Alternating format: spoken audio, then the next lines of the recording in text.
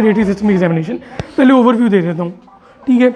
अब respiratory system की examination में एक फ्रंट से एग्जामिनेशन है, एक बैक से एग्जामिनेशन है। अब जो फ्रंट से एग्जामिनेशन है वो ऑब्वियसली 45 डिग्री पे भी बचा है फॉर एग्जांपल, ठीक है। तो जब आप देखोगे तो आपके वही 4 पॉइंट्स हैं, inspection, palpation, percussion and auscultation, यही 4 है, ठीक है। जूस पीने, अच्छा, तो यही 4 पॉइंट्स हैं, फ्रंट से भी बैक से भी। रेस्पिरेटरी सिस्टम की एग्जामिनेशन में जो सबसे अच्छी एग्जामिनेशन होती है वो फ्रॉम द बैक होती है, फ्रंट से नहीं होती। लेकिन कमांड ये भी आ सकती है कि please examine the respiratory system from the front of chest, ठीक है, या फिर examine the respiratory system from the back of chest, दोनों आ सकती हैं। तो आपको दोनों आनी चाहिए, ठीक है।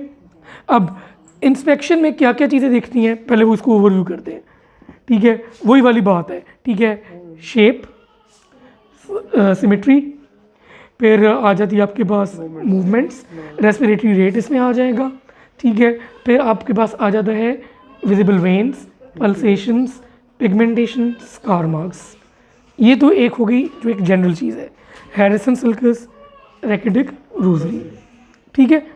फ्रंट, बैक की तरफ आते हो तो 2 चीज़ें और ऐड अप होंगी, स्पाइन है पीछे, पीछे स्पाइन है, ठीक है। तो स्पाइन में आप काइफोसिस देखोगे, स्कोलियोसिस देखोगे, काइफोस्कोलियोसिस देखोगे, ठीक है। उसमें आप ऑब्वियसली उसकी पैल्पेट करोगे, आपको अंदाज़ा हो जाएगा। लेकिन इंस्पेक्शन में आप अभी हाथ नहीं लगाया मरीज़ को आपने, ठीक है। इंस्पेक्शन ये हो गई। अब आगे चलते हैं हम पैल्पेशन पे। अब पैल्पेशन पे जब चलते हैं, ठीक है, तो फ्रंट ऑफ चेस्ट और बैक ऑफ चेस्ट में फ़र्क है। फ्रंट ऑफ चेस्ट में आप जो चीज़ कंसिडर करोगे ऑब्वियसली उसमें ऊपर से शुरू करो, क्या आता है, ट्रेकिया, नीचे एपेक्स, ठीक है। फिर आपने हाथ लगा लिया बच्चे को, फ्रेमिडिस, ठीक है। ट्रेकिया आ गया, एपेक्स आ गया, फ्रेमिडिस आ गया, सॉरी, हाँ हाँ ऊपर से लेके चलो ना, ठीक है। Trachea, apex, fremitus, movements, chest expansion कहते हैं उसे, ठीक है। उसमें आगे से 2 जगह पे, पीछे से 3 जगह पे, वो भी कर दो, मैं बता देता हूँ, ठीक है। और जब पीछे से आप कर रहे होगे, if you are placing your thumbs your fingers on the shoulders of the patient, ठीक है, तो आपकी fingers will be directed towards the clavicle, यूँ, ठीक है।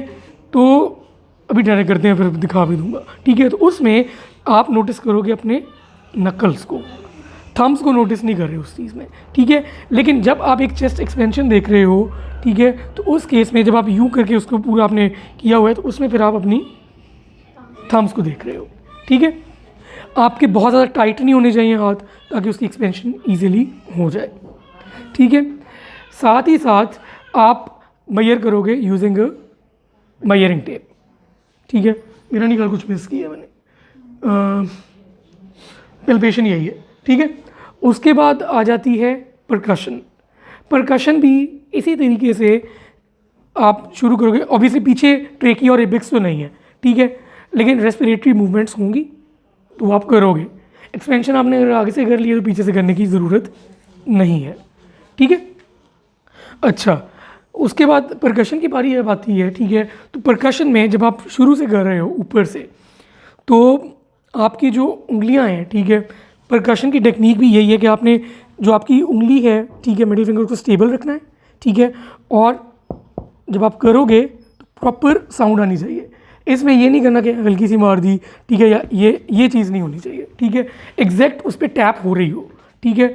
अगर वो डायरेक्ट जाके हिट करती है ऑन द पेशेंट, ठीक है, तो एक बहुत ही अनएथिकल बात है, ठीक है। तो जब आप कर रहे होगे तो परकशन, ठीक है, तो आपने एक उंगली क्लेविकल के ऊपर, एक क्लेविकल के नीचे, ठीक है। तो आप ऊपर परकस करोगे, क्लेविकल के ऊपर परकस करोगे, नीचे परकस करोगे।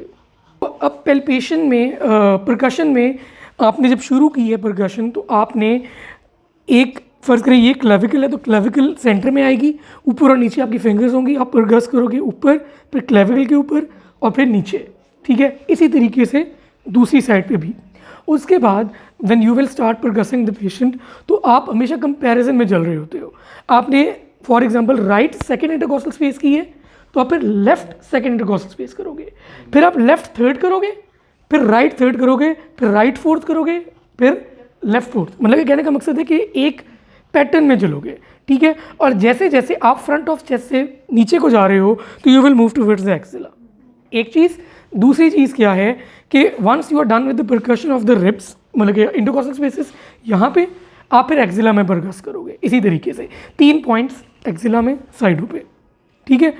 ये हो गई आपकी परकशन। फिर ऑस्कल्टेशन की बारी आती है, पीछे भी इसी तरीके से परकशन चलेगी, ठीक है। जब ऑस्कल्टेशन की बारी आती है तो ऑस्कल्टेशन में भी what you will make sure कि आपने एक ऑर्डर में चलना है। अगर आप ये करते हो कि अच्छा पहले मैं राइट साइड कर लूँ फिर लेफ्ट, उस परकशन या ऑस्कल्टेशन का फ़ायदा है ही नहीं, ठीक है। क्योंकि जब तक आप कंपेयर नहीं करोगे कि उसकी दूसरी साइड पे कैसे साउंड्स आ रही हैं, कंडक्टिंग साउंड्स हैं या कोई रोंकाई वगैरह तो नहीं है, ठीक है, तब तक आप नहीं बता सकते जब तक आप दूसरी तरफ से कंपेयर नहीं कर रहे उस चीज़ को, ठीक है। तो ऑब्वियसली इसमें फिर दोबारा से वही होगा कि आप आओगे, ठीक है, इंट्रोडक्शन दोगे, अपना ग्रीट करोगे, कंसेंट लोगे, ठीक है, you will start with the inspection, ठीक है, प्रॉपर एक्सपोजर के साथ, ठीक है। इंस्पेक्शन किस तरीके से करनी है वो जीपीई में पूरी डिटेल में बताया है, ठीक है। फ्रंट से अगर फ्रंट ऑफ चेस्ट की कमांड है, ठीक है, तो आप उस तरीके से कर लोगे। अब जब बैक ऑफ चेस्ट में एक चीज़ एक्स्ट्रा है जो बहुत इंपॉर्टेंट है, the positioning of the patient, ठीक है।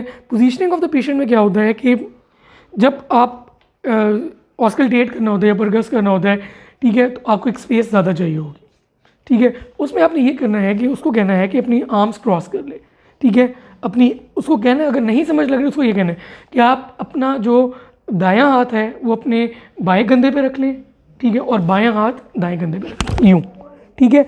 जब वो यूँ बैठेगा, ठीक है, तो आप इजीली एक्सेसिबल होगा आपके लिए कि आप सारी एग्जामिनेशन कर सको।